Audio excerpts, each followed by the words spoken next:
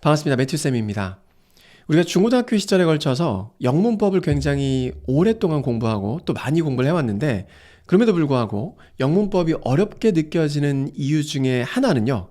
쌤 생각이지만 누군가가 이 영문법이 이 영어라는 문장들의 구조 속에서 실제로 어떻게 적용이 되는지 그 커다란 개요를 제대로 설명해 주지 못했기 때문이라고 생각을 합니다.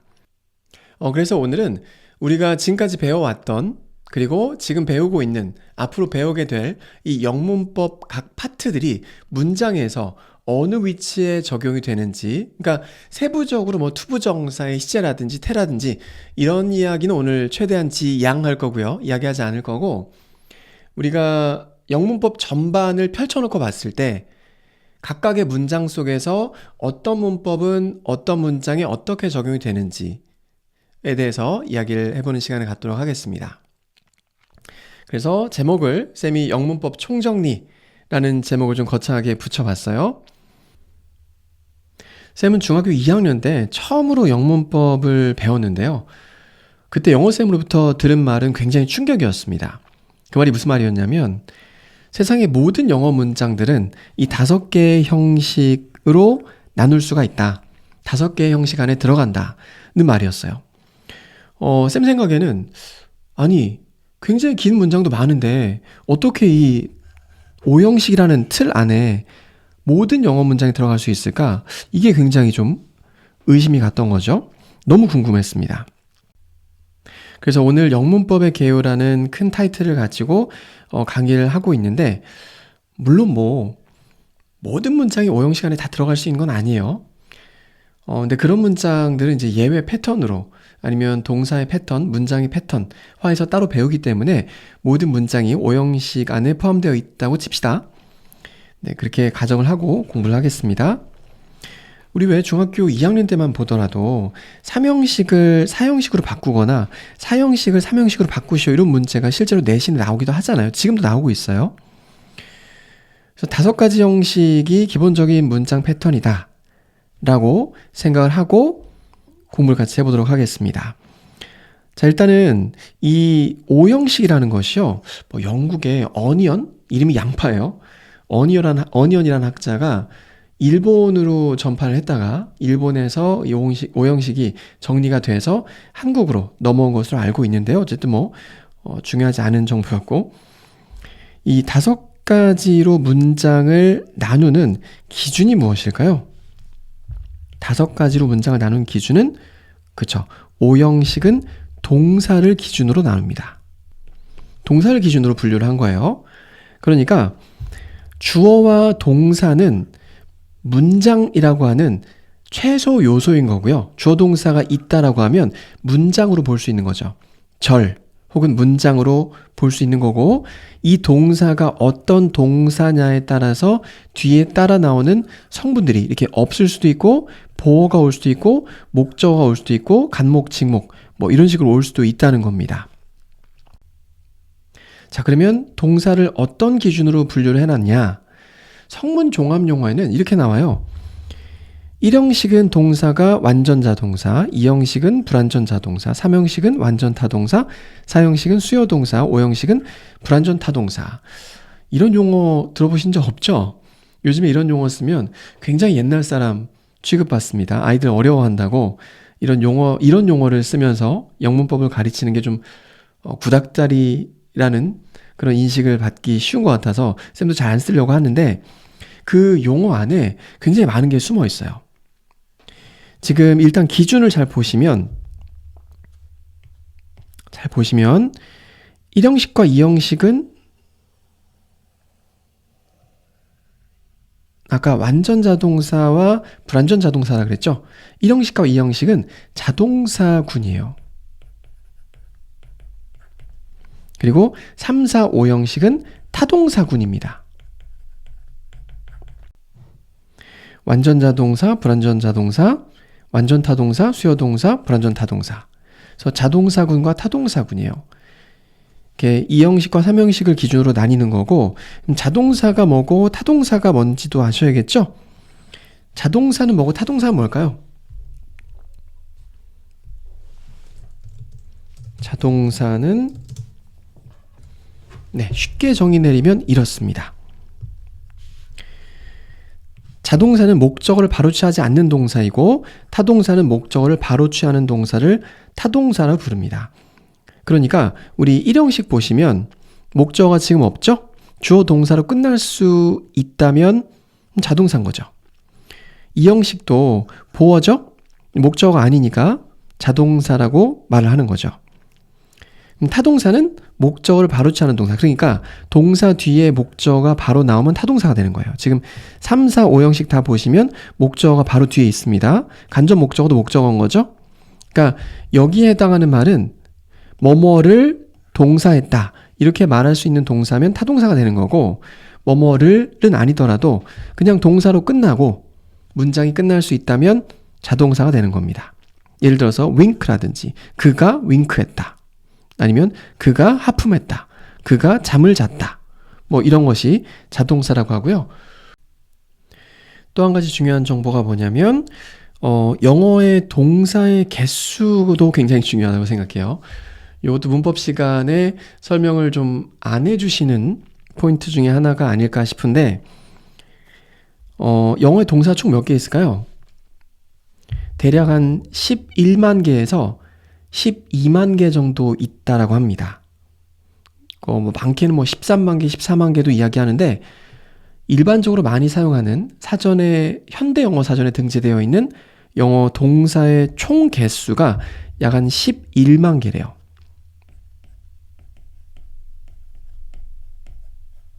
11만 개의 동사가 영어에는 존재한다. 쌤한테 정확하게 물어보지 마세요. 쌤도 검색해서 찾은 거니까.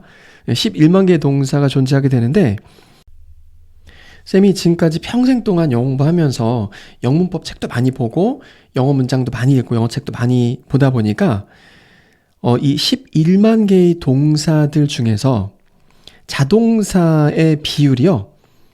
한 1 정도 되고 타동사의 비율이 한 10 정도 됩니다. 그러니까 타동사가 10만 개 정도 되면 자동사가 1만 개 정도 되는 거죠. 자동사가 훨씬 적죠? 그러니까 어떤 새로운 동사를 만났다 싶으면 그 동사는 타동사일 확률이 굉장히 높은 거예요. 그럼 또 여기서 한 가지 의문점이 생겨야 되는데 영어는 왜 귀찮게 자동사, 타동사를 구별해서 만들었을까요? 귀찮지 않나요? 그냥 다 타동사로 만들어버리거나 아니면 그냥 다 자동사로 만들어버리거나 둘 중에 하나였으면 자동사, 타동사 나눠서 외우지 않아도 될 것 같고 이게 확장돼서 만들어지게 되는 어떤 여러 가지 문법 문제가 있거든요. 그런 문제도 쉽게 풀 수 있을 것 같은데 왜 그럴까요? 우리 대표적인 자동사 go 한번 보겠습니다. 가다란 뜻이죠? 이거 그냥 어디에 가다라는 의미로 타동사로 못 박아버렸으면 편했을 텐데 go school, I'm going school 이렇게 쓸 수 있게 만들어주지 왜 자동사로 만들어놔서 사이에 꼭 to를 쓰게 만든 거야 귀찮게. 왜 그럴까요? going school이 왜 안 되는 거죠? 자동사기 때문에 안 되는 거죠. 그러니까 왜 애초에 go라는 동사를 타동사로 만들지 않았냐는 거죠. go는 타동사가 없습니다. 자동사예요. 이거는요. 동사의 활용을 위해서 이렇게 놔둔 거예요. go 잘 보시면 어디에 가다라는 의미로 go to를 쓸 수도 있고 누구누구와 어울리다라는 의미로 go with를 쓸 수도 있죠. 아니면 무엇을 선택하다라는 의미로 go for 이런 표현도 가능합니다.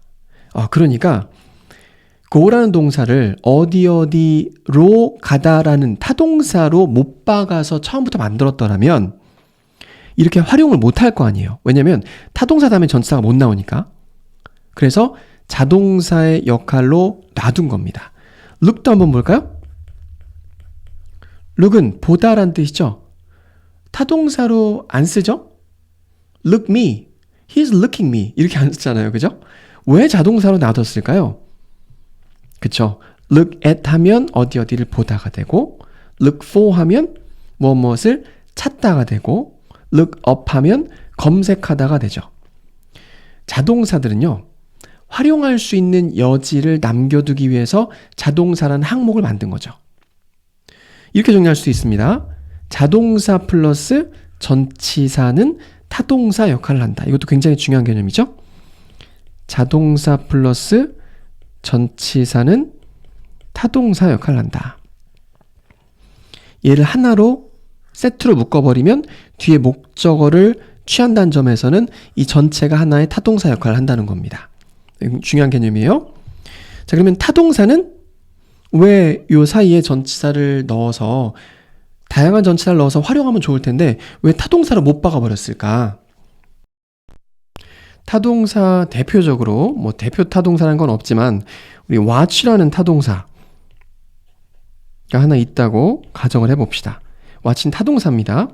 만약에 누군가가 he watched 라는 문장을 썼어요. 그가 봤대. 그가 봤어. 라고 말한다면 어떤 생각이 드시나요? 도대체 뭘 봤다는 얘기지? 그게 궁금하죠? 지금 목적어에 해당한 말이 비어있잖아요. watch는 타동사이기 때문에 목적어가 있어야 되는 거고 지금 목적어가 없는 상태이기 때문에 틀린 문장이 되는 겁니다. 그러면 watch를 애초부터 우리 look처럼 look도 보다인데 왜 자동사로 만들지 않고 이 친구는 타동사로 굳혀버린 거죠? 활용도 못하게 watch something 이라고 하지 않고 watch for something, watch up 뭐 이런 식으로 활용할 수 있으면 좋을 텐데 그러니까 watch를 자동사의 항목으로 만들지 않은 이유는 이 watch란 동사는 활용하지 않겠다는 문법학자 아니면 이 단어를 처음 만든 사람의 의도가 있는 겁니다. 목적어를 반드시 써라. 3형식 동사니까 아니면 5형식 동사 둘 중에 하나로 쓰이죠 보통. 그런 의미가 있는 겁니다. 다시 말해서 영어에서 자동사와 타동사를 구별짓는 가장 중요한 이유는 처음에 영어를 누군가 만들었을 때 많이 활용하는 동사들 뒤에 전치사를 이것저것 넣어서 활용할 수 있는 동사들 위주로 자동사로 편성하는 성향이 있고 그리고 활용할 필요가 없고 그냥 뭐뭐를 뭐뭐하다는 의미면 돼 라는 동사구는 타동사로 만들어 넣은 거죠. 그게 첫 번째 이유고요. 두 번째 이유는 목적어까지 굳이 넣을 필요가 없이 그냥 동사로 모든 게 다 설명이 끝나. 그럴 경우에는 자동사가 됩니다. 예를 들어서 wink, she winked, 그녀가 윙크했다. 라든지 he slept, 그가 잠을 잤다. sleep 하면 잠을 자다라는 뜻이 안에 다 내포되어 있는 거니까 굳이 무슨 뭐 동종 목적어라고 하나요? 그런 거 쓸 필요가 없는 거죠. sleep이라는 동사 안에 잠을 자다라는 의미가 다 들어가 있는 거니까요. he yawned, 그가 뭐 하품했다. 이런 식으로 yawn이란 동사 안에 모든 동작과 목적어의 개념까지 해당하는 그런 내용이 다 들어가 있는 거니까 굳이 타동사로 만들 필요가 없다는 거죠. 정리하면 자동사, 타동사로 동사를 구별해서 누군가가 영어를 최초에 만든 이유는 자동사군에 해당되는 동사들은 활용이 될 확률이 굉장히 높다. 활용하기 위해서 자동사로 남겨둔 것이다. 전치사를 넣어서 활용하기 위해서 여러 가지 의미로 바꿔 쓰기 위해서 타동사는 의미가 한정적이라 그냥 뭐뭐를 뭐뭐하다 라는 의미 외에는 확장 가능성이 많이 없기 때문에 타동사의 군으로 묶어놓은 것이다 라고 생각을 하시면 되겠습니다. 네, 그래서 자동사와 타동사 개념까지 방금 좀 말씀을 드렸고 우리 또 초반에 영문법 배우면서 뭐 배우나요? 그쵸? 품사 배우죠? 품사 좀 적어보겠습니다. 네, 이렇게 해서 영어에는 총 8개의 품사가 있다. Parts of speech라고 하죠. 총 8개의 품사가 있는데 이 중에서요. 가장 중요한 품사는 요 4개입니다. 명사, 형용사, 동사, 부사. 왜 그런지는 잠시 뒤에 설명해 드리도록 하겠습니다. 요 4개가 가장 중요한 품사이고 왜 그러냐면 전치사는요. 단독으로 쓰이지 못하잖아요. 단독으로 쓰이지 못하고 뒤에 명사 목적어와 함께 묶어서 형용사의 역할을 하거나 부사의 역할을 하죠. 단독으로 못 쓰이고 접속사는요. 뒤에 절을 안고서 그 절과 함께 하나의 품사를 형성하게 됩니다. 명사든 형용사든 부사든요. 그러니까 방금 뭐라 그랬죠? 전치사 다음에 명사가 나오게 되는데 N은 나운이에요. 명사가 나오게 되는데 이 전체 덩어리가 전치사와 명사의 덩어리가 형용사 역할을 하거나 부사 역할을 한다 그랬죠. 그죠? 둘 중에 하나. 그리고 접속사는 뒤에 절이 나오게 되고, 그러면 이 전체가 하나의 접속사 절인 거고, 이 접속사 절은 명사 역할을 할 때도 있고 부사 역할을 할 때도 있다 그랬죠. 관계대명사나 관계부사를 접속사로 보진 않지만 문장을 연결해 준다는 의미에서 접속사로 본다면 형용사 역할도 한다고 볼 수 있는 겁니다. 접속사로 보진 않아요. 근데 어쨌든 전치사와 명사, 얘네들은 이제 단독으로 쓸 수 없는 단어이고, 전치사와 접속사는 뒤에 명사와 결합해서 이 덩어리가 형용사나 부사 역할, 접속사 플러스 주어 동사는 명사, 부사, 형용사 역할이라 그랬죠. 이거 어디서 본 단어들이죠? 그치, 여기 있는 단어들이죠. 이 친구들은요, 단독적으로 쓸 수 있는 단어들이거든요. 그죠? 명형, 동부. 단독적으로 하나의, 그러니까 뭐 얘네들 단독적으로 문장으로 쓸 수 있다는 얘기가 아니라 어떤 성분이 될 수 있는 거잖아요. 문장 속에서. 그런데 전치사와 접속사는 반드시 누구와 결합해서 덩어리로 움직여야 된다. 근데 그 덩어리로 움직일 때 그 덩어리 전체의 역할이 형용사가 되기도 하고 부사가 되기도 한다. 형용사나 부사가 된다. 접속사 플러스 주어 동사는 명사나 뭐 형용사나 아니면 부사 역할을 한다는 거죠. 이제 또 무슨 개념으로 가야 되냐면 구와절의 개념으로 가야 돼요. 구와절이 뭔가요? 아니, 어떤 구와절을 가장 많이 들어보셨죠? 뭐 혹시 전치사절 이런 말 들어본 적이 없죠? 그런 말 안 씁니다.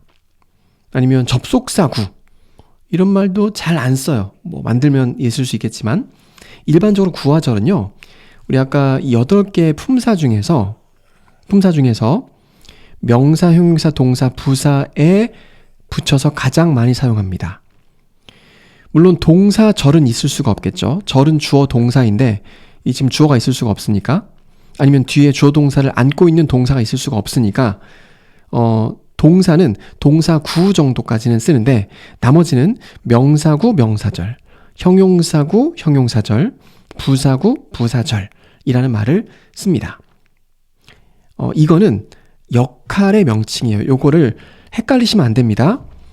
요 4개의 품사에 구와 절을 붙이게 되면 그 친구는 일반적으로 역할의 명칭, 뒤에 따라 나온 절까지 혹은 구까지 다 합쳐서 그 덩어리가 어떤 역할을 하는지 역할의 명칭일 때 구와절을 가장 많이 붙입니다. 이해되셨나요? 간혹 접속사절이라는 말을 쓸 때가 있어요. 이거는 접속사 역할을 하는 절이 아니잖아요.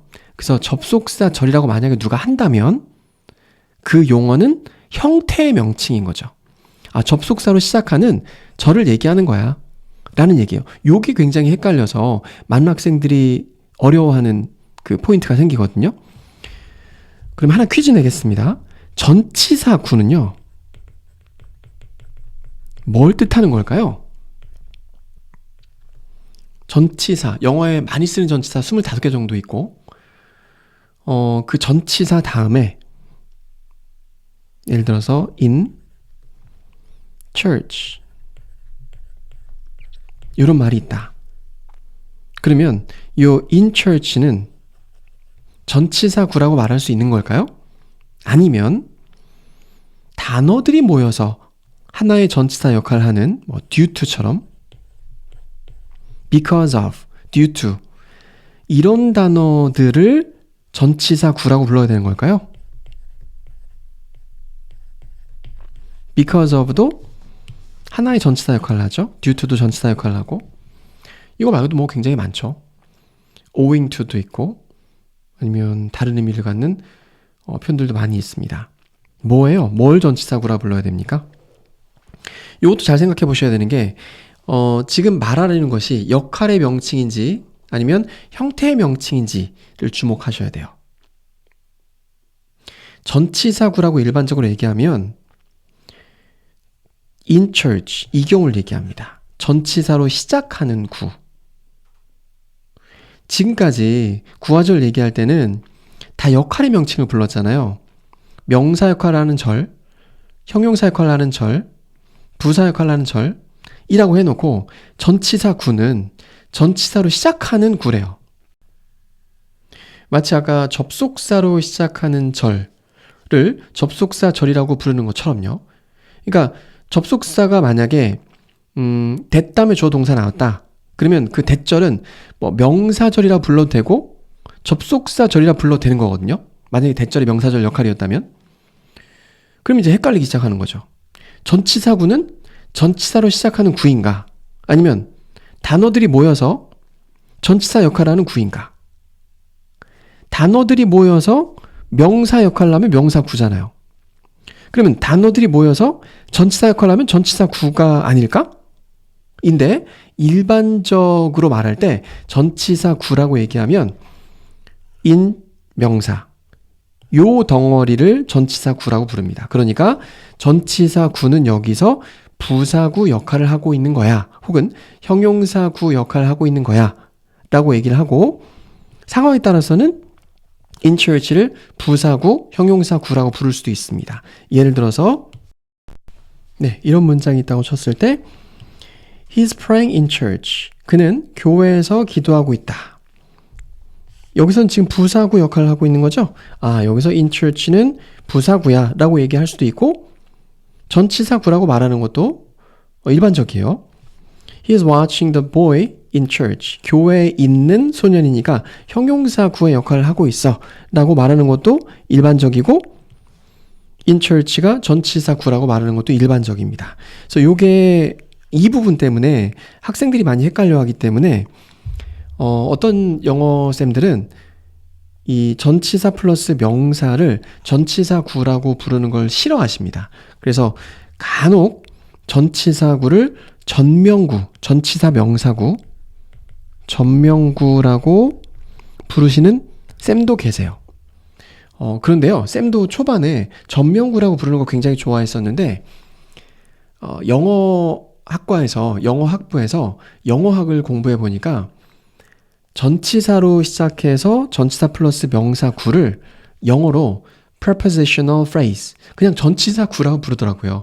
이게 영어 원서에 나오는 말을 그대로 번역해서 써놓은 거기 때문에 전명구란 말은 사실 뭐 영어 원서에도 없고 영어학을 공부하시는 분들이 쓰는 일반적인 용어이기 때문에 조금 헷갈려도 정리를 해두실 필요가 있을 것 같습니다.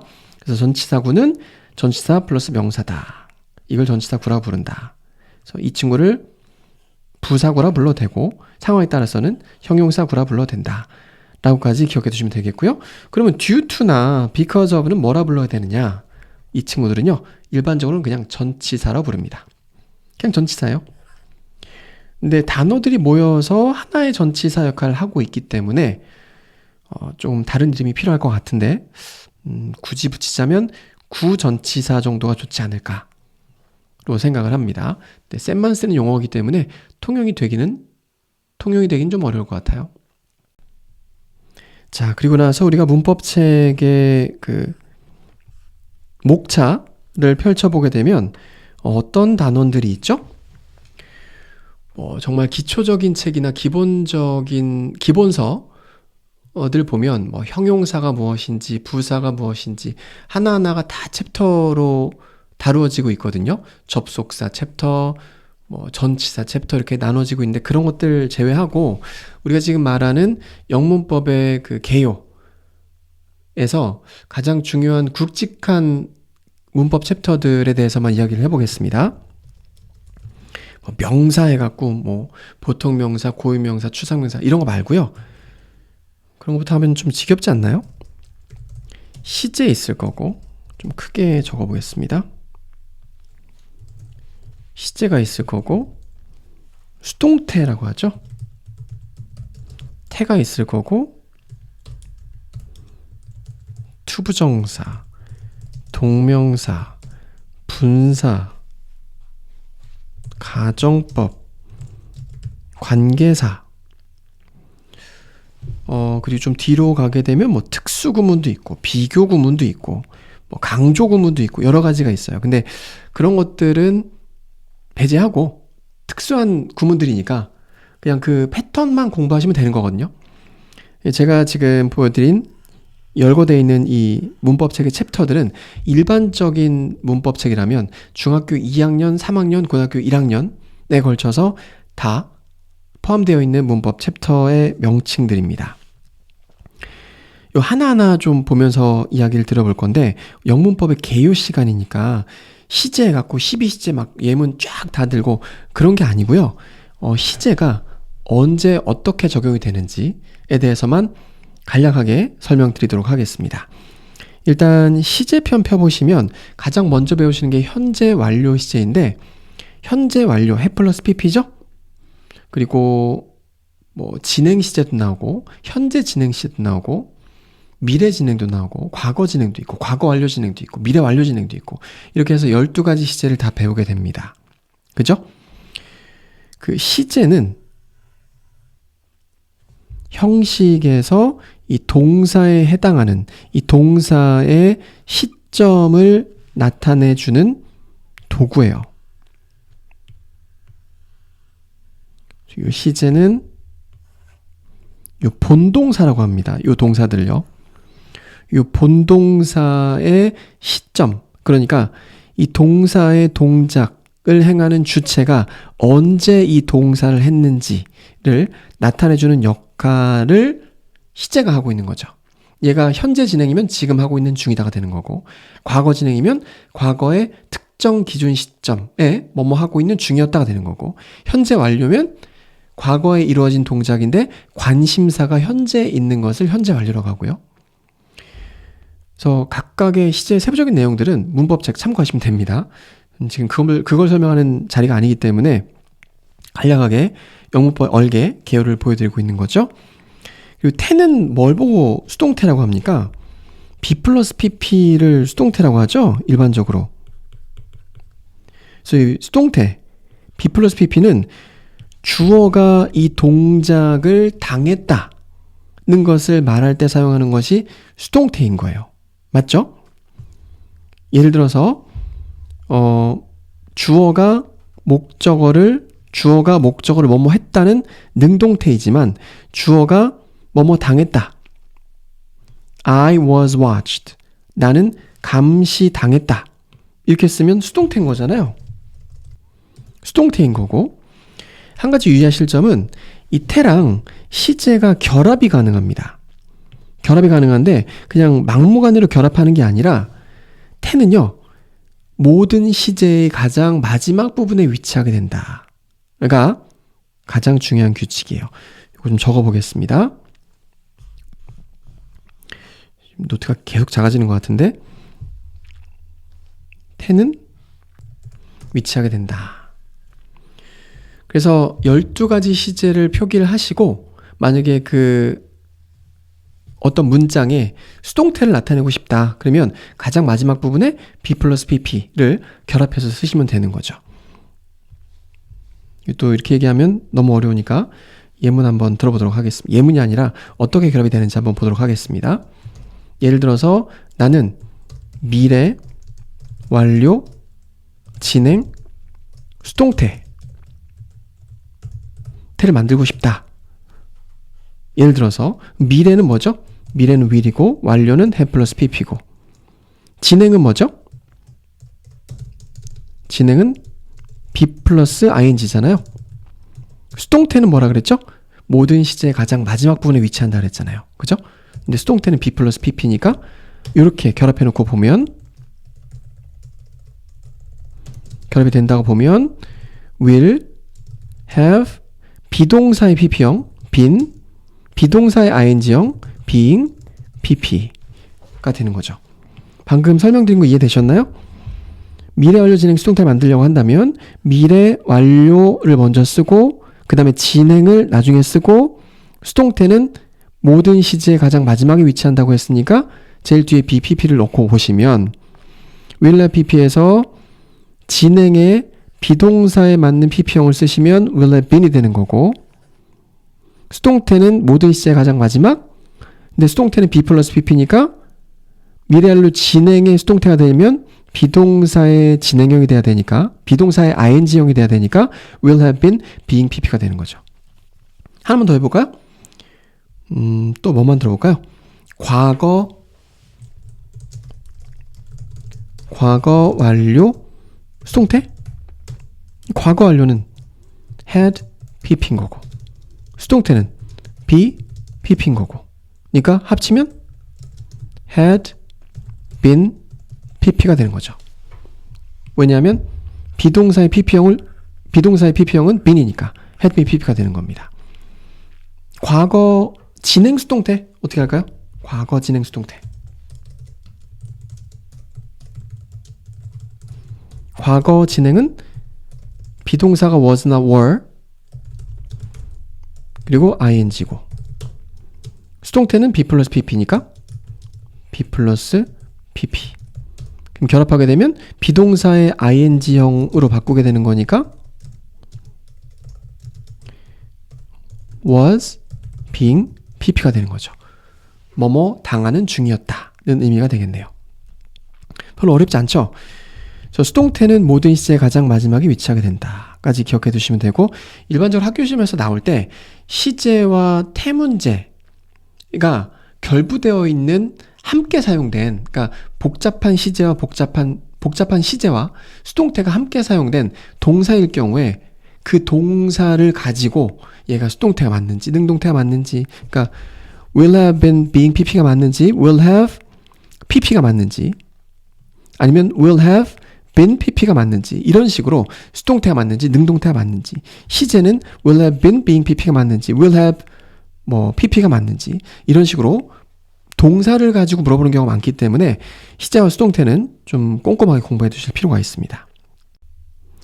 자, 그 다음에 투부정사와 동명사와 분사가 있는데요. 좀 확대해서, 자, 투부정사, 동명사, 분사를 하나로 묶어서 뭐라 부르냐면 준동사라 불러요. 준동사. 우리 아까 문장에 사용된 중심 동사는 본동사라 부른다 그랬잖아요. 본동사, 중심동사. 또는 사람에 따라서는 정동사라 부르는 사람도 있습니다. 근데 보통은 본동사라 부르고요. 준동사에서 준이 어떤 느낌이에요? 뭐뭐에 준한다는 뜻이죠. 준한다는 뜻은 완벽하게 이 친구는 아니지만 걔랑 비슷해. 그 정도 의미 아닌가요? 한자에서 준이요? 뭐뭐와 비슷하다. 동사에 가까이는 같다. 근데 완전 동사라고 말하기는 어렵다. 이 뜻이잖아요. 그래서 준동사 부르는 건데, 일단 우리 투부정사, 동명사, 분사 중학교 1학년 때부터 굉장히 많이 배웠잖아요. 투부정사의 명사형용법, 형용사형용법, 부사형용법, 동명사, 분사, 분사구문 많이 배웠지 않습니까? 이 친구들은 공통점이 있습니다. 아니, 공통점에 대해서 배우기 전에 준동사를 왜 만들어 쓰는지를 좀 아셔야 돼요. 굉장히 중요한 내용인데 적어보겠습니다. 준동사를 사용하는 이유. 첫 번째는요, 동사의 위에입니다. 두 번째 이유는 종속절을 축약하기 위해서입니다. 일단 첫 번째 이유부터 좀 설명을 드릴게요. 동사의 품사를 바꾸기 위해서 투부정사를 쓴다고 말씀을 드렸는데, 아까도 말씀드렸던 것처럼 투부정사는 명사적 용법, 형용사적 용법, 부사적 용법이 있잖아요. 이 동사 자리에 투부정사 쓸 수 있나요? He to go to school 이런 거 안 되죠. I to eat 안 되잖아요. 동사의 성질은 갖고는 있어요. 그게 뭐냐면 목적어를 취해야 한다면 취할 수 있는 성질. 자동사라면 뒤에 전치사 다음에 목적어 취할 수 있는 성질. 그 성질은 갖고 있는데 본동사로서의 역할은 잃어버린 거고, 준동사를 써서 동사의 품사를 바꾸려는 의도가 준동사에 다 숨어 있는 겁니다. 그래서 투부정사 하면 명사적 용법 우리 배웠고요. 명사적 용법 배웠고, 형용사적 용법도 배웠죠. 부사적 용법도 있습니다. 그리고 동명사는 동사에 ing를 붙여서 동사를 명사처럼 쓰겠다는 얘기죠. 그리고 분사는 뭐죠? 예를 들어서 동사 interest가 있어요. 흥미를 유발하다, 흥미를 불러일으키다 이런 뜻이잖아요. 근데 여기에 ing를 붙이면 형용사가 되지 않습니까? Interesting book, interesting movie. 아니면 I am interested in the movie. 사람을 묘사할 때 쓰기도 하는 형용사가 되는 거죠.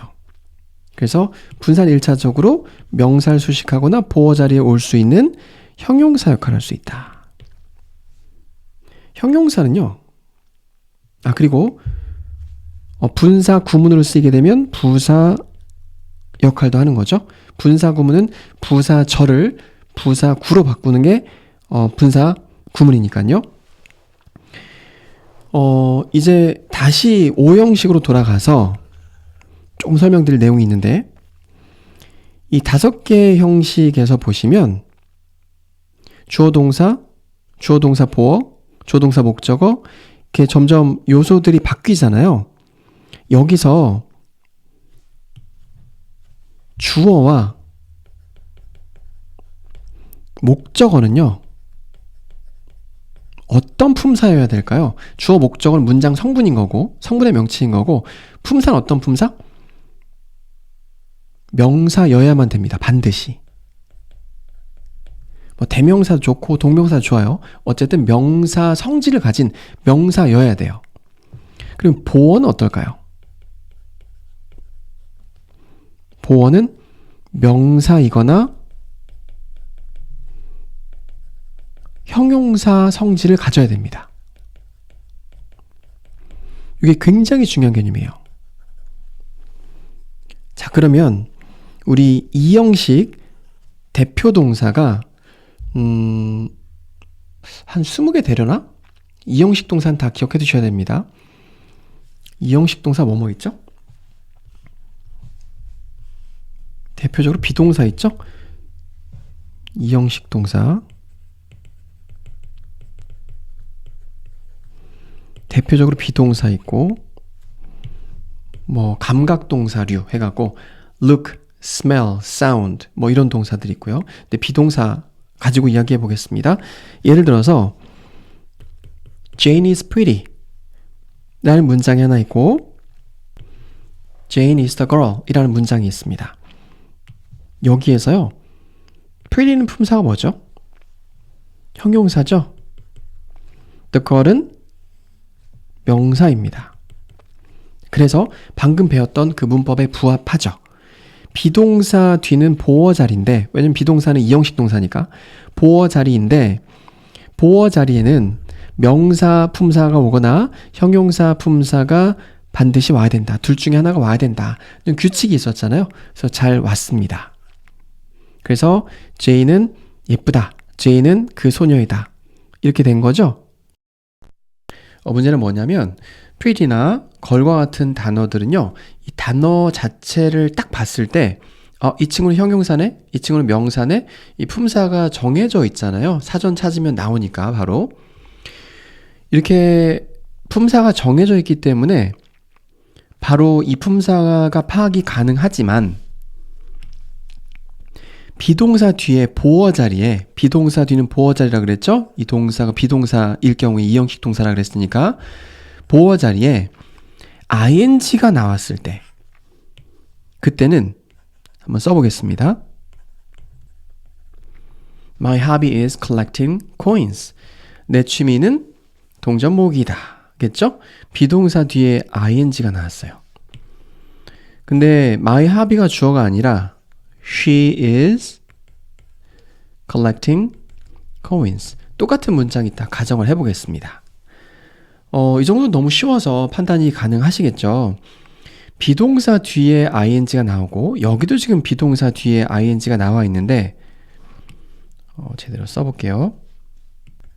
여기도 ing 나와 있는데 구조는 똑같단 말이에요. My hobby 주어, 명사, she, 명사, 비동사, ing, 그리고 목적어. 구조가 완전히 똑같은데 구별되시나요? 첫 번째 문장에서 collecting은 동명사이죠. 두 번째 문장에서 collecting은 현재 분사입니다. be 플러스 ing로 현재 진행형의 의미를 갖고 있는 현재 분사죠. 이거 어떻게 판단하신 거예요? 어떻게 이런 판단이 가능합니까? 구조 완전 똑같은데? 문맥상 혹시 파악하지 않으셨나요? 대충 해석해보니까 취미는 동전 모으기, 기로 해석이 되네요. 그녀는 동전을 모으고 있는 중이다. 진행형으로 해석하니까 되네요. 그런데요, 이런 방식으로 문법을 유추하는 거는, 앞뒤가 좀 바뀐 거예요. 주객이 전도된 겁니다. 무슨 말이냐면, 우리가 문법을 배우는 이유는 해석을 잘하기 위해서 문법을 배우는 건데, 해석을 먼저 문맥에 맞게 대충 해보고, 그리고 이거 이 문법이네 라고 끼워 맞추는 거는 해석이 먼저 그 다음 문법이 왔다는 얘기잖아요. 잘못된 방식이란 이야기죠. 그래서 어떻게 판단하셔야 되냐면 비동사 뒤에 이렇게 ing가 나왔을 때는 얘는 동명사하고 현재분사가 맞아요. 맞는데 구조적으로 똑같아 보인다는 얘기예요. 그 이유는 collect에 ing를 붙였을 때 이 친구는 동명사일 수도 있고 현재 분사일 수도 있다는 거죠. 동명사면 명사 역할을 하는 거고 현재 분사면 형용사 역할을 하는 거겠죠. 왜냐면 부사는 비동사 뒤 보어 자리에 못 나오니까 형용사 역할, 그러니까 명사냐 형용사냐를 두고 따져야 된다는 거예요. 좀 어렵나요, 말이? 다시 그러면 Jane is pretty, Jane is the girl 이 두 문장으로 돌아가서 생각을 해보도록 하겠습니다. Jane is pretty 하면 Jane은 예쁘다란 뜻을 갖는 문장이죠. 이때 pretty는요. Jane을 형용해주는 역할이에요. 다시 말해서 Jane을 그냥 설명해주는 역할이 is의 역할이다. 맞나요? Jane이 굉장히 많은 속성이 있는데 Jane은 키가 클 수도 있고 똑똑할 수도 있고 영리할 수도 있고 똑똑한 게 영리한 건가요? 예쁠 수도 있고 여러 가지 속성이 있는데 그 중에 하나인 예쁘다는 형용사로 Jane을 형용해 준 겁니다. 다른 형용사도 많이 붙을 수 있겠죠. 그래서 pretty는 Jane이 갖고 있는 여러 가지 형용사 중에 하나인 거죠. 명사가 나왔을 때는 어떤가요? Jane이 그 소녀이다. 이 문장의 의미는 그 소녀가 Jane이다로 바꿨을 수도 있는 거죠. 그래서 이때 비동사의 역할은 equal입니다. Jane이 그 소녀이고 그 소녀가 곧 Jane이다. 이거 가능하죠. 형용사일 때는 어때요? Jane은 예쁘다. 예쁜 건 Jane이다. 이건 불가능하잖아요. 그죠? 예쁜 건 Jane이다. 안 됩니다. 명사일 때는 equal이 성립을 한다는 얘기죠. 자, 여기서 힌트를 얻어서 이 문장은 단어 자체가 품사가 드러나기 때문에 얘 형용사네. 보어 자리 형용사 왔네. 얘 명사인데 보어 자리 명사 왔네. 라는 판단이 가능하지만 동사에 ing를 붙였을 때 이 친구가 현재 분사인지 동명사인지를 파악하기 어려운 경우는 여기서 힌트를 얻어야 된다는 얘기예요. 여기서 is가 equal이 성립이 되는 문맥이라면 그 얘기는 명사란 얘기겠네, 얘가. equal 성립이 되나요? My hobby is collecting coins. 내 취미는 동전을 모으기이다. 맞죠? equal이 성립되죠. 그래서 그래서 동명사구나. 이렇게 보는 겁니다. 내 취미가 곧 동전 모으기와 같다. 바꿔보는 거예요. Collecting coins is my hobby가 말이 되면 is가 equal이 성립되니까 얘는 동명사로 볼 수 있겠구나 라고 파악하시면 되는 거고요. She is collecting coins. 여기서는 그녀는 사람인 거고 collecting은 동작이니까 이 같을 수가 없잖아요. 하나는 사람이고 하나는 동작인데 그래서 equal이 성립이 안 되니까 여기서의 is는 그녀를 부연 설명해주는 collecting이 형용사 역할을 하는 상황이구나. ing 붙은 동사의 형태가 형용사 역할을 할 때는 준동사에 찾아보니까 분사였으니까 이 친구는 분사구나. 즉 be 플러스 현재 분사 우리가 중학교 1학년 때 배웠던 진행형 시제로 해석을 해야 맞는구나 라고 파악을 하시면 되는 거죠. 그리고 여기서 조금 더 확장이 되어서 우리 아까 태 이야기하면서 태는 12시제 마지막 부분에 붙는다는 이야기까지만 했잖아요. 만약에 이 비동사 뒤에 pp가 붙게 되면 이런 문장 좀 너무 안 좋은가? She was beaten up. 그녀는 두들겨 맞았다. 뭐 그런 의미거든요.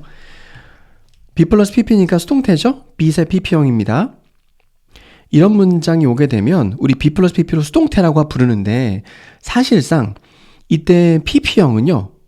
pp형은 분사, 과거 분사가 쓰였기 때문에 형용사가 이 비동사 뒤에 즉 보어 자리에 형용사가 온 규칙을 어기지 않았다.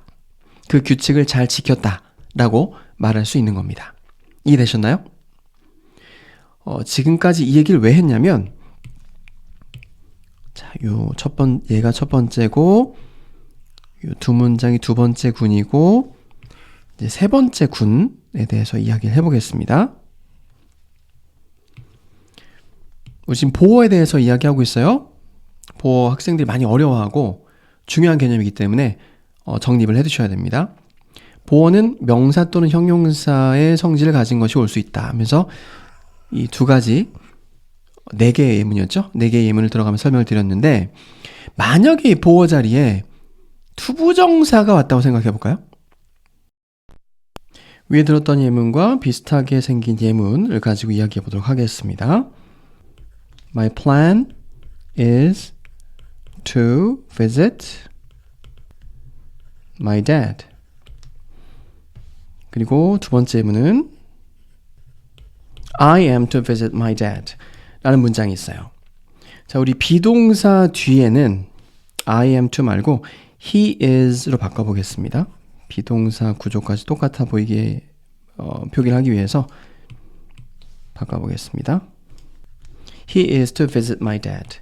자, 여기도 보시면 비동사 뒤에 to visit 나왔고요. 비동사 뒤에 to visit 나와 있습니다. 구조적으로 두 문장이 완전히 똑같아 보이는데 지금 비동사는 뒤에 보어를 취하죠. 비동사 이형식 동사라고 했으니까 근데 보어 자리에는 형용사 아니면 명사 나와야 된다고 했어요. 자, 그런데 이 세 번째 문장도 마찬가지로 단어를 딱 봤을 때 형용사인지 명사인지 구분이 어려운 상황이에요. 그렇기 때문에 이때의 투부정사가 명사로 쓰였는지 형용사로 쓰였는지 즉 명사적 용법인지 형용사적 용법인지를 판단하실 수 있으셔야 되는데 어떻게 판단하라 그랬죠? 아까 동명사 편에서 동사 편에서 is가 equal의 역할을 하면 뒤에 있는 것이 명사다. 아니면 주어를 서술해주는 형용사다 라 그랬죠. My plan is to visit my dad. 바꿔보는 거예요. To visit my dad is my plan. 말이 되는지. is가 equal 역할을 하죠. 그렇기 때문에 이때의 투부정사는 명사적 용법이구나. 그래서 그때는 해석을 뭐뭐하는 것이라고 해석하시면 되는 거고요. 나의 계획은 나의 아버지를 방문하는 것이다. 얘는 equal 역할을 안 하죠. 왜냐면 주어가 사람이고 보어가 지금 동작이기 때문에 사람과 동작은 같을 수가 없잖아요. 그래서 이때 is는 equal 역할을 못하기 때문에 이 친구는 형용사적 용법이구나 라고 보시면 되는 겁니다. 그래서 이때의 투부정사는 형용사적 용법이 맞고요. B2 용법이라 불러요. B2 용법은 투부정사의 형용사적 용법에 나오는데 그렇기 때문에 B2 용법이 형용사 용법에 나오는 거였군요.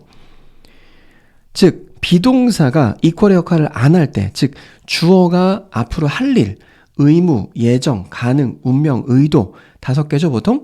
5개 중에 한 가지의 의미를 갖고 주어가 그 5가지 중에 어떤 뉘앙스를 갖고 이 동작을 하게 될 것인지 해야 할 건지 아니면 할 의무, 해야 될 운명을 갖고 있는지 이런 것들을 묘사할 때 사용하는 것이 B2 용법이라고 하고 비동사가 equal 역할을 안 하기 때문에 얘가 형용사적 용법이고 그래서 B2 용법이 형용사적 용법에 포함되어 있구나 라고 파악할 수 있는 겁니다.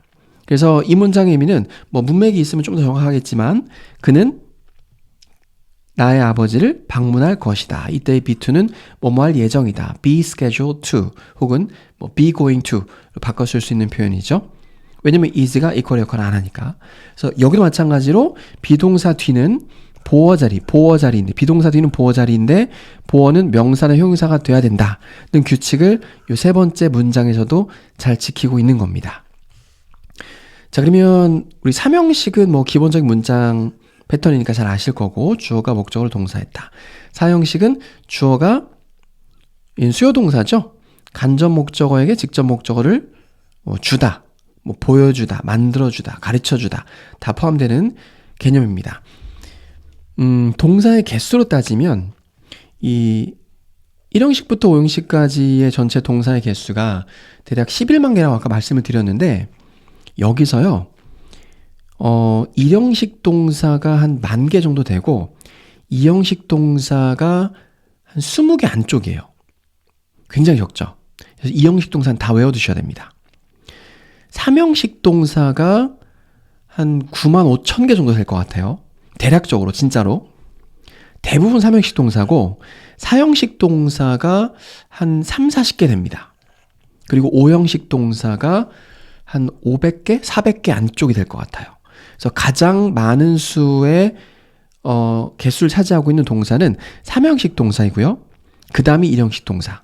그리고 2, 4, 5형식 동사는 수가 극히 적기 때문에 나올 때마다 무조건 외워주셔야 된다. 학교 시험에서는 특히 5형식, 고등어법에서는 특히 5형식 동사를 출제하는 것을 굉장히 좋아합니다. 그래서 5형식에 대해서 조금 더 이야기를 해볼 텐데 방금까지 설명드렸던 내용과 맥이 좀 다 있습니다. 예문을 좀 적어보도록 할게요. 5형식 문장 아무거나 한번 적어볼까요? He will allow me to use his phone. 해석 당연히 잘 되시죠? 그는 나를 허락할 것이다. 내가 그의 전화를 사용하는 것을. 5형식이 가장 중요하다고 말씀드렸고 시험에도 많이 나온다고 말씀을 드렸는데 5형식에서 가장 중요한 개념이 뭐냐면요. 목적어와 목적 보어의 관계가 주술 관계라는 것이 가장 중요해요. 제일 중요합니다. 목적어와 목적 보어의 관계가 주술 관계다. 주술 관계가 뭐죠? 주어 수로 관계라는 거죠. 다시 아까 그 문장으로 돌아가 보시면 He will allow me to use his phone. 여기서 어디서부터 어디까지가 목적어예요? me가 목적어인 거죠?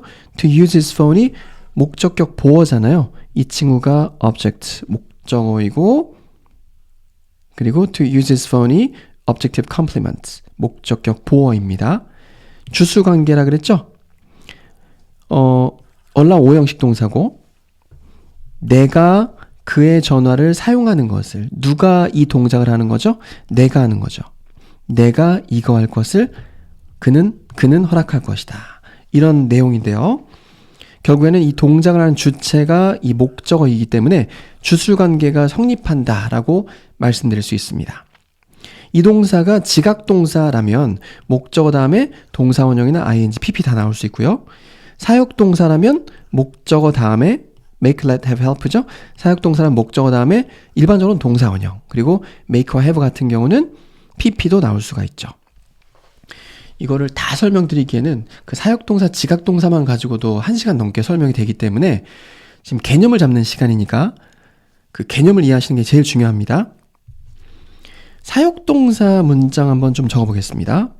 중학교 3학년 때부터 지겹게 공부를 하시는 게 사역동사이기 때문에 예문 한번 적어볼게요. 이런 문장. 지금 사역동사 문장을 두 문장을 적었는데 He had his car fix가 맞는지, to fix가 맞는지, fixed가 맞는지 이런 문제 종종 나오거든요. 문장이 좀 어려워지고 복잡해지면 이런 것들도 잘 안 보입니다. 그래서 쉬운 문장을 통해서 개념을 확실하게 잡고 가셔야 돼요. 첫 번째 문장에서의 답은 뭐죠? He had his car. 그쵸, 당연히 fixed겠죠. 뭐 이런 문제 많이 보셨으니까. 자, 그런데 왜 fixed냐는 거예요. 사역동사, 지각동사 혹은 목적격 보어로 투부정사를 취하는 이런 allow나 encourage, tell, want 이런 동사도 결국엔 다 오형식 동사이기 때문에 오형식 동사에서의 핵심 아이디어를 생각하시면서 오형식 문형에 접근하셔야 됩니다. 오형식 문형의 핵심이 뭐라 그랬죠? 아까 말씀드렸죠. 목적어와 목적격보의 관계가 주술관계라는 거. 이게 오형식 문형의 핵심이라 그랬죠. 자, 그러면 다시 돌아와서 이 친구는 목적격보로 투정사를 취하는 오형식 동사이고 이 친구는 사역동사, 사역동사입니다. 둘의 관계가 주술관계 아까 설명드렸어요. 여기서는요. 왜 fixed예요? his car가 목적어고 이 자리가 목적격보어인데 그의 차의 입장에서 봤을 때는 수리를 당하는 거죠. 우리 흔히 목적어와 목적격보어 사이에 to 혹은 to be가 생략되어 있는 것으로 간주를 하는데 지금 pp가 나오려면 to be가 생략되어 있는 것으로 봅니다. to be를 쓰진 않지만 to be를 쓰진 않는데 보통 생략되어 있는 걸로 봐요. 그러면 쓸 수는 없어요. to be를. 그의 자동차가 be fixed가 되는 거죠. 그의 자동차가 주어 수어입니다. 주술관계라 그랬으니까 그의 자동차가 be 플러스 pp잖아요. 수리되도록 누군가를 시켰다. 둘의 관계가 주술관계로 놓고 봤을 때 be 플러스 pp 수동 관계이기 때문에 fixed를 선택해야 된다. 이해되셨나요? 그의 자동차가 능동적으로 뭔가를 했다면 fixed겠지만 그의 자동차가 은는이가 붙였습니다. 지금 주술관계라고 했으니까 고쳐진 거니까 fixed가 맞다. Dad made me clean이 맞는지 to clean이 맞는지 cleaning이 맞는지 cleaning가 맞는지 이런 거 참 많이 나오거든요. 내가 내 방을 청소하는 거예요? 내가 당하는 거예요. 청소를. 물론 아빠가 시켜서 내가 청소를 뭐 당했다. 한국말로는 그렇게 될 수 있을 것처럼 느껴질지 모르겠지만 결국에 청소한 주체는 나잖아요. 내가 청소하도록 시키신 거잖아요. 아버지가. 그래서 주술관계로 놓고 봤을 때 me와 목적보호를 주술관계로 놓고 봤을 때 둘의 관계가 능동이기 때문에 made me to clean. 내가 to를 쓰진 않습니다. 내가 청소할 것을 시키셨다. 라고 말을 하는 거죠. 그래서 clean이 답입니다. 지금 이런 얘기를 왜 하고 있냐면 보어와 오형식 문형 이야기하다가 이런 얘기가 나왔잖아요. 굉장히 중요한 이야기인데 우리 오형식에서 오형식을 잘 보시면 주어, 동사, 목적어, 목적격, 보어죠. 그런데 목적격 보어도 결국에는 보어잖아요. 보어 자리는 어떤 품사 올 수 있다 그랬죠? 명사 혹은 형용사 성질을 가진 단어가 와야 된다. 자, 그러면 질문 하나 드리겠습니다. 자, 여기서요. 여기서 사용된 이 to 부정사는 형용사로 사용된 건가요? 아니면 명사로 사용된 건가요?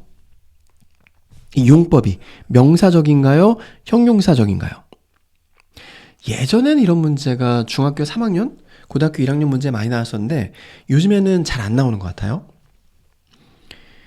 일단 해석해보면 이렇습니다. 그는 내가 그의 전화를 사용하는 것을 허락할 것이다. 야, 이거 해석이 뭐뭐 하는 것이니까 명사적이야 라고 설명하는 게 일반적이었거든요. 맞나요? 그럼 얘는 명사적인가요?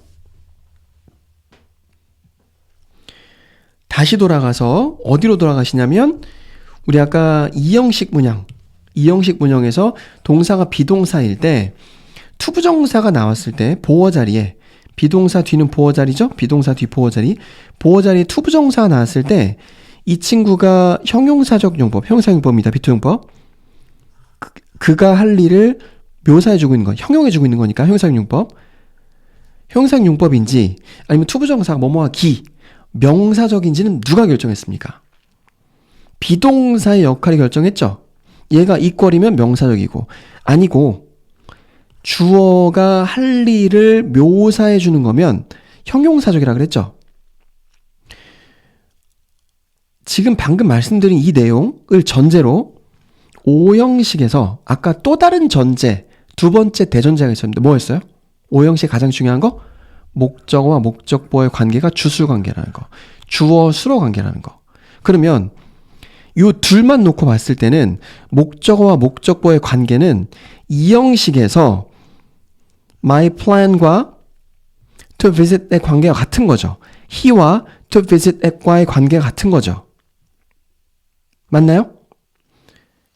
다시 말해서 중간에 비동사가 있다고 봤을 때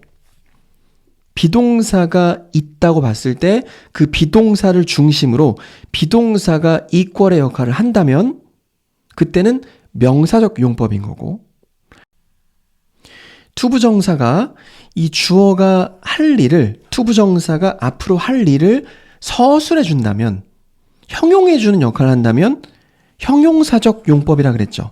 그는 나의 아버지를 방문할 것이다. 그죠? 형용해 주는 거죠? 그럼 형용사적 용법이에요. 다시 오형식으로 오셔서 He will allow me to use his phone. 내가 그의 전화를 사용하는 것과 같나요? 얘는 사람이고 얘는 동작인데 주술 관계로 놓고 보라 그랬잖아요.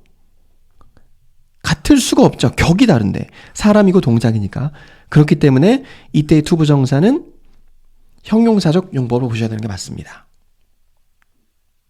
아무리 뭐뭐하는 것으로 해석이 된다 하더라도 그건 우리나라 말로 해석하는 과정에서 것을 붙이게 된 거지 영어랑 관계가 없는 건 거죠. 그래서 형용사 용법을 보는 게 맞고, 여기까지의 내용을 정리를 해보게 되면 지금 보어 얘기를 하고 있었는데 보어 여기 하나 있고 여기 하나 있죠? 보어 이야기를 했는데 이 보어 자리에 올 수 있는 품사가 명사와 형용사이고, 그걸 판단하실 때는 이 형식 동사 같은 경우에는 뒤에 보어가 주어와 같은지 격이 같은지를 보고 판단하라 그랬고, 오형식 같은 경우는 목적어와 목적보의 관계가 주술 관계이기 때문에 이 둘의 격이 같다면 얘가 명사적이고, 얘가 목적어가 할 일을 형용해주는 역할이라면 형용사적 용법이다 라고 말씀을 드렸습니다. 자, 그러면 이제 어느 정도 정리가 되셨을 것 같은데, 예문을 하나 더 들어가면서 설명을 해보도록 하겠습니다. 자, 두 개의 문장을 적어놨어요. He promised me to come early. He asked me to come early. 여기서의 투부정사의 용법, 아니 용법보다 이 promise는 몇 형식 동사일까요? 그는 나에게 약속했다. 일찍 올 것이라고 약속했다. 인가요? 아니면 내가 일찍 오라고 약속했다인가요? 그죠? 당연히 전자로 해석이 되겠죠? 그는 나에게 약속해 주었다. 일찍 올 것을 약속해 주었다. 그래서 이때의 투부정사는 명사적 용법입니다. 뭐뭐 할 것을 약속해 주었다. 이걸 어떻게 하냐면, 우리 아까 오형식 문형이라면 이 둘의 관계가 주술 관계라 그랬잖아요. 주술 관계이기 때문에 이 동작의 주체가 얘가 되어야 되는 건데, 만약에 얘가 오형식이라면 내가 일찍 올 것을 약속했다가 말이 안 되기 때문에, 그죠? 논리상 말이 안 되잖아요. 그래서 이 친구는 me가 간접 목적어, to come early가 직접 목적어인 사형식 동사인 거죠. 이해되셨나요? 그 다음 문장은 구조적으로는 비슷해 보이지만 ask가 사형식 동사로도 쓰이잖아요. 그래서 이 예문을 쓴 겁니다. 그는 나에게 요청했다. 일찍 오라고. 일찍 오는 동작의 주체가 누구죠? 나죠. 둘의 관계가 지금 주술 관계가 성립하고 있기 때문에 이 친구가 목적어 to come early가 목적격 보어가 되는 겁니다. 그래서 여기 사용된 ask는 오형식 동사가 되는 거죠. 다시 첫 번째 문장에서 me와 to come early는 주술 관계가 성립 안 하기 때문에 사형식으로 보는 거고요. 나에게 일찍 올 것을 약속해 주었다. 이 투부정사의 주체가 he잖아요. 두 번째 문장은 투부정사의 주체가 me이기 때문에 오형식으로 본다 라고 판단해 두시면 되겠습니다. 여기까지 이해가 잘 되셨는지 모르겠습니다.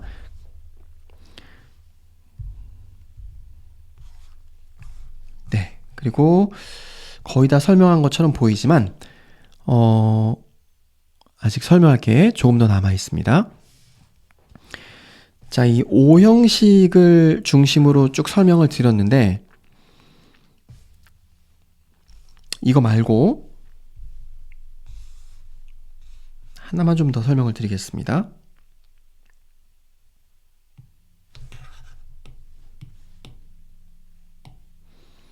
친구 지우고, 이 친구도 지우고, 이 친구도 지우고. 그 다음 설명드릴 내용이 뭐냐면 종속절의 종류예요. 이것도 굉장히 중요한 내용인데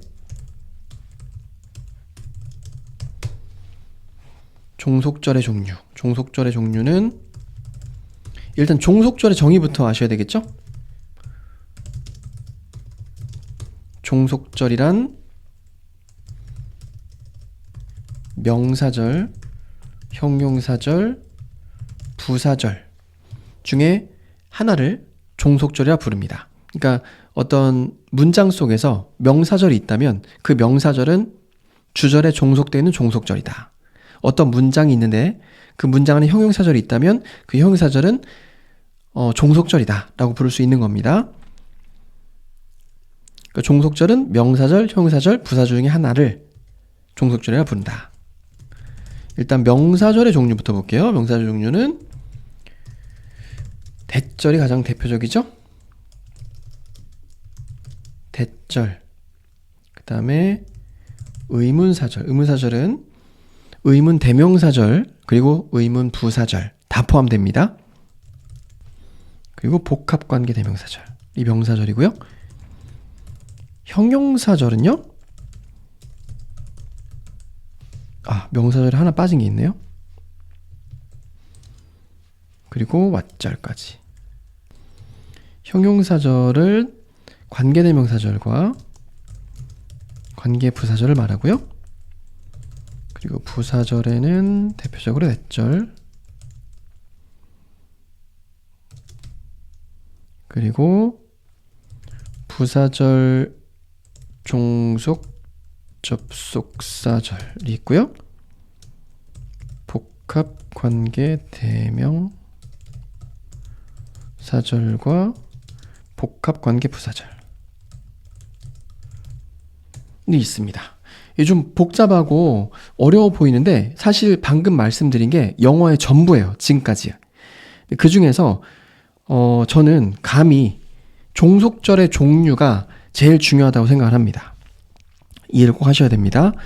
일단 종속절은 명사절이나 형용사절이나 부사절을 말씀드렸는데 세 가지 종류가 있다고 말씀을 드렸어요. 명사절, 형용사절, 부사절. 명사절은 명사 역할을 하는 절이에요. 그 종류가 이렇게 있는 거고, 형용사절은 형용사 역할을 하는 절이에요. 부사절은 부사 역할을 하는 절이에요. 우리 아까 영어의 8품사 중에 중요한 품사가 4개 있다 그랬잖아요. 명사, 형용사, 동사, 부사. 근데 동사, 절이라는 건 불가능하잖아요. 동사는 그냥 동사인 거고. 명사, 형용사, 부사는요. 절을 형성할 수가 있습니다. 근데 어떠한 형태로 이 명사, 형용사, 부사, 절을 만들 수 있는지에 대한 내용이에요. 그러니까 다시 정리하면 명사절, 형용사절, 부사절은요. 역할의 명칭인 거예요. 이 절의 형태로 쓰였을 때 이 절은 문장에서 명사의 역할을 할 수 있는 절이라는 거죠. 관계대명사절과 관계부사절은 형태의 명칭인 거예요. 딱 봤을 때 관계대명사로 시작하는 절이다. 형태의 명칭인 거고, 관계대명사절과 관계부사절은 관계부사로 시작하는 절은 역할은 형용사절이라는 거죠. 이해되셨나요? 부사절은 이런 종류가 있고 이렇게 사용된 절은 부사의 역할을 하는 절이다. 즉 여기 나와 있는 명칭은 요 명칭은 역할의 명칭인 거고 여기 뒤에 나와 있는 요 명칭은 형태의 명칭인 겁니다. 이는 파란색으로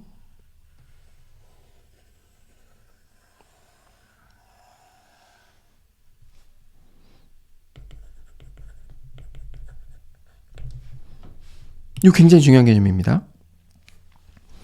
자, 일단 대절부터 한번 보겠습니다. 대절이 두 군데 있죠? 여기 있고 여기 하나 있는데 차근차근 설명을 드릴게요. 대절이 사용이 되게 되면 이 대절 전체, 대절 다음에는 완전한 형태의 문장이 나와야 되고, 우리 일반적으로 말하는 접속사 대절, 접속사 that이라고 할 때 하는 대시 이 that과 이 that이에요. 그리고 명사의 역할을 하기 때문에 명사 자리 나올 수 있는 거죠. 오형식에서. 어디에요? 명사 자리. 주어, 목적어, 보어 자리예요. 주어, 목적어, 보어 자리. 그러니까 이 자리에 대절 쓸 수 있다는 거죠. 대절 쓰셔도 되고, 아니면 그 자리에 it 쓰고 대절을 아예 뒤로 보낼 수도 있는 거고요.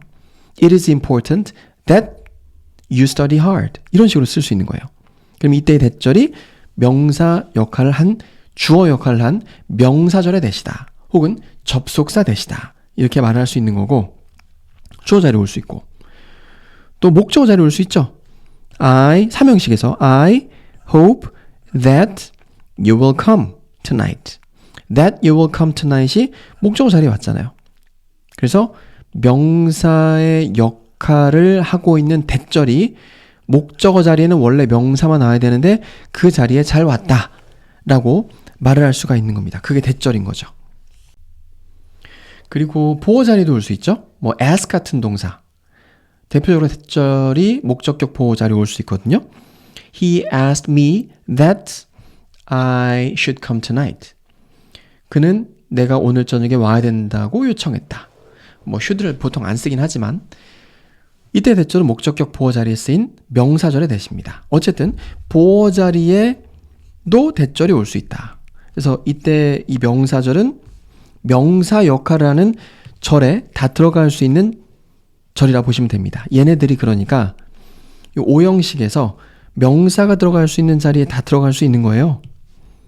명사 자리 어디예요? 사실 다죠? 이거 다 들어갈 수 있는 거예요.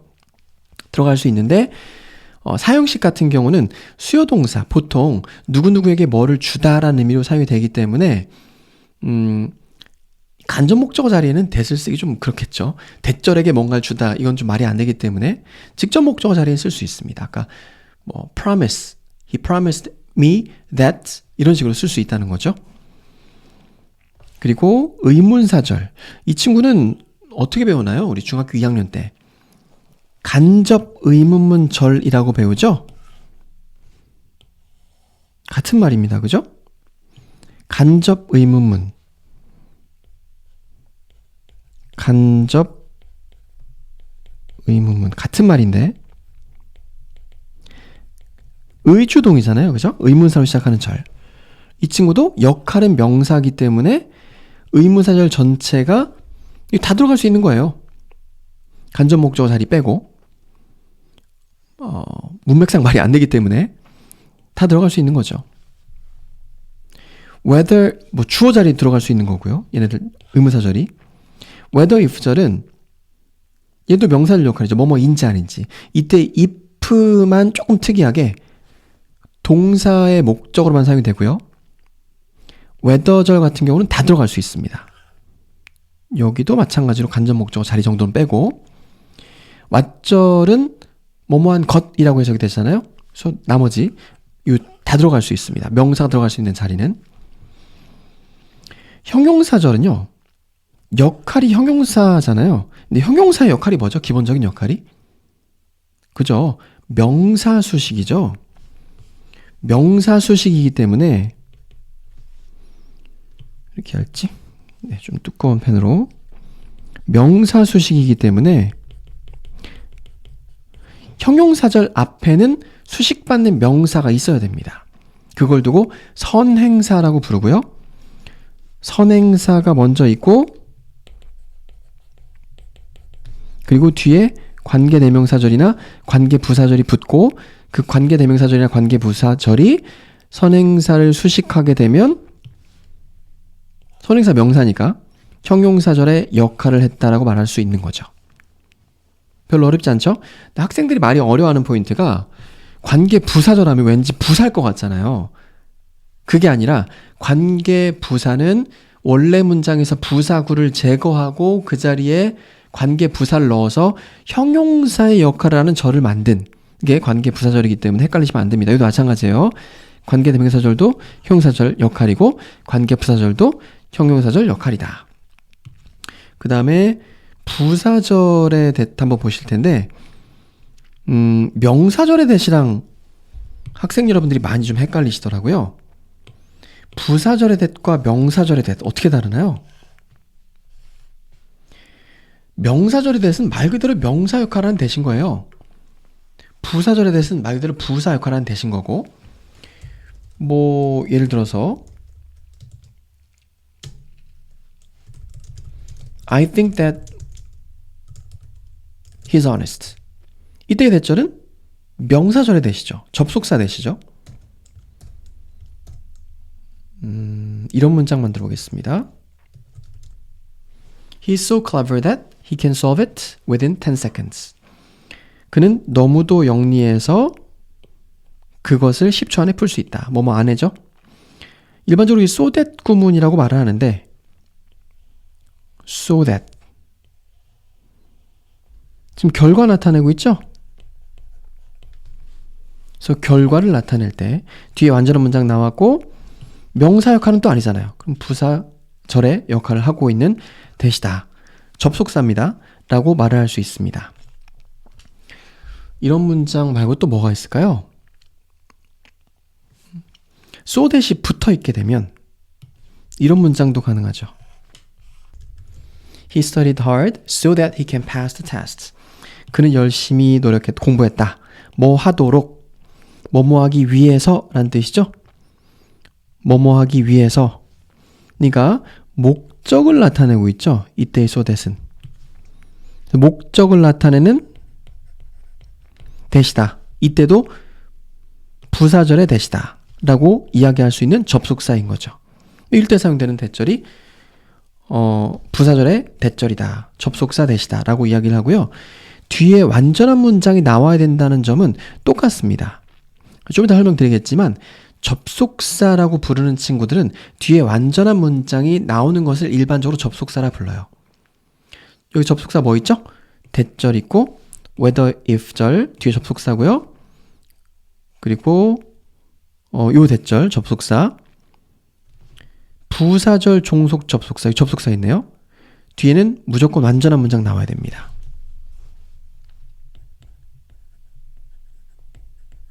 완전한 문장 나와야 되고 접속사니까. 부사절 종속 접속사절은 뭐예요? 우리 흔히 말하는 뭐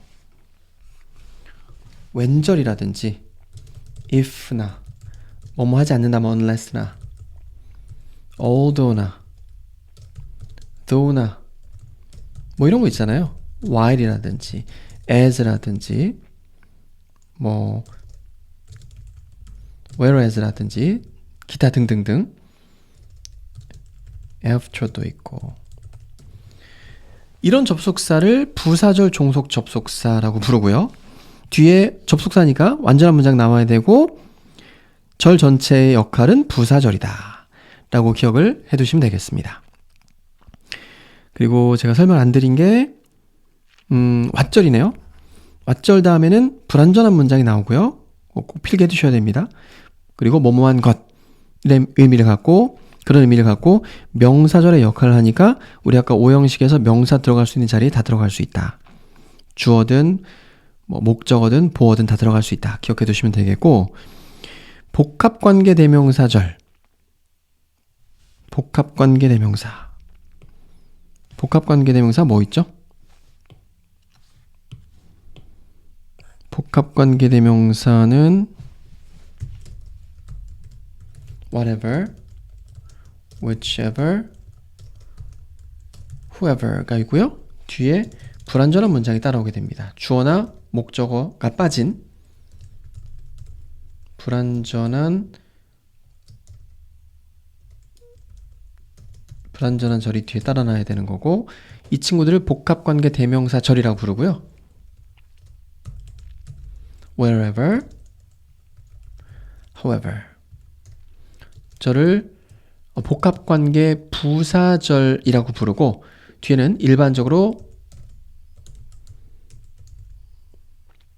완전한 절이 따라오게 됩니다. whyever라는 말은 없기 때문에 적지 않았습니다.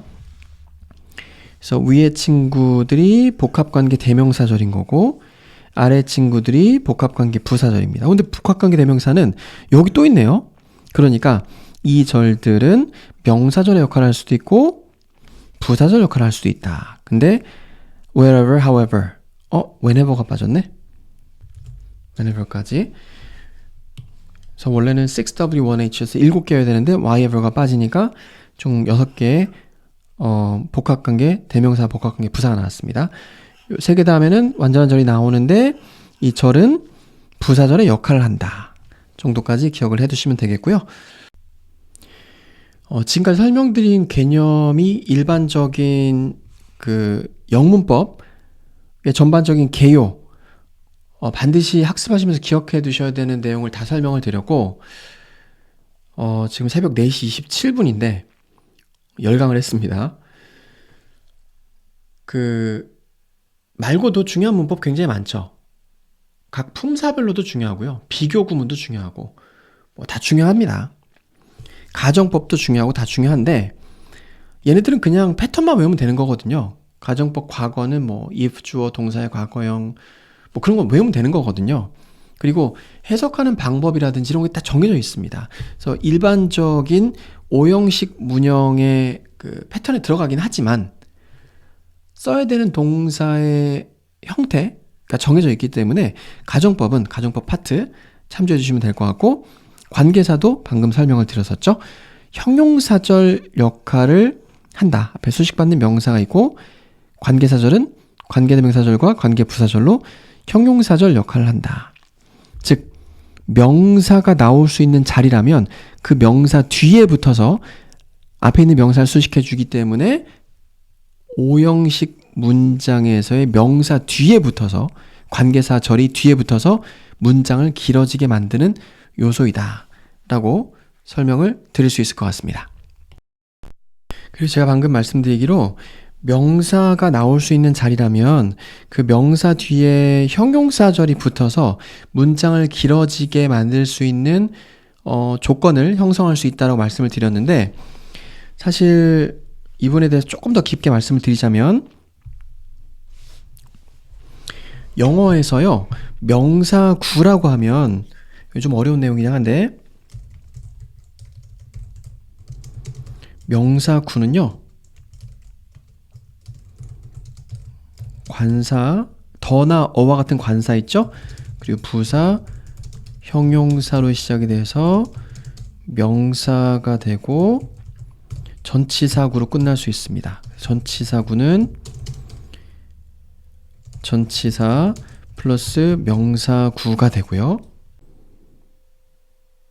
무슨 말이냐면 예를 들어서 이런 문장이 있을 수가 있죠.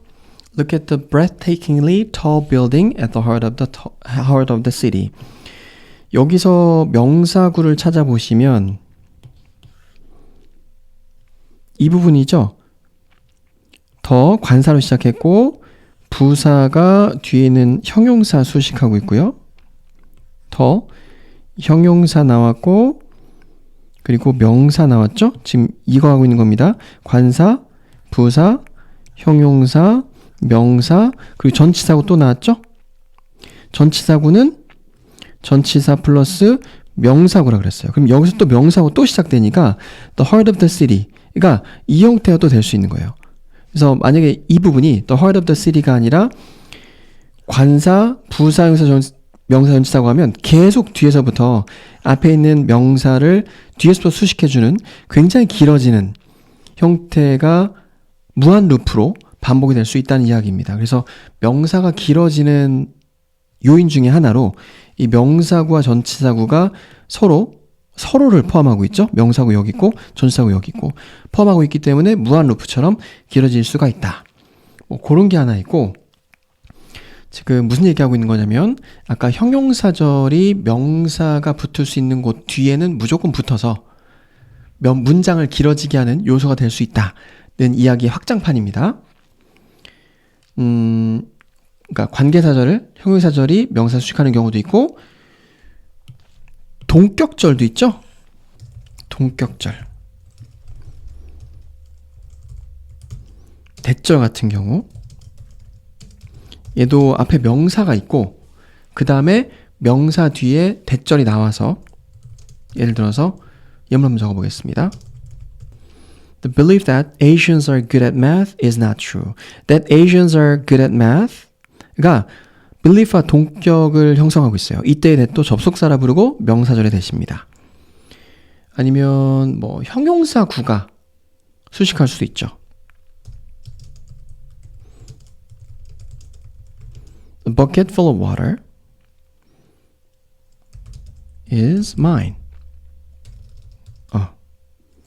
is 일반적으로 heavy. 이렇게 형용사 구가 수식할 수도 있고 아니면 분사구.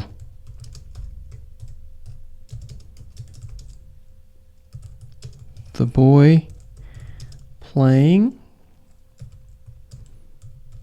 baseball is my son. playing이 앞에 있는 boy를 수식할 수도 있습니다. 혹은 뭐 전치사구. 아까 전치사구는 전치사 플러스 명사구를 전치사구라고 부른다 그랬죠? Letters from a family made her smile. 그녀의 가족으로부터 온 from a family가 letters를 수식하고 있죠. 또는 투부정사구.